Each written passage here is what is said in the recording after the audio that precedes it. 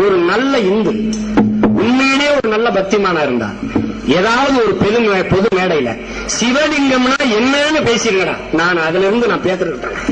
இந்த தேசத்துல சிவலிங்கம்னா என்ன, லிங்கம்னா என்ன, சிவலிங்கம் கும்பிடுறீங்களே என் அன்பான பெருமக்கள், என் தாய்மார்கள், அதுக்கு பால் ஊத்தி பூவை போட்டு விழுந்து கும்பிடுங்களே, அது என்னன்னு மட்டும் நல்லா அப்பனுக்கு பிறந்திருந்தா நீ ஒருத்தன் ஒரு மேடையில சிவலிங்கம்னா இதுதான் அதை மட்டும் சொல்லிடா. இனிமே நான் இந்து மதத்தை பத்தி விமர்சிச்சேன்னா நான் என்னை வந்து செருப்பு கட்டி அடிக்கிறேன்.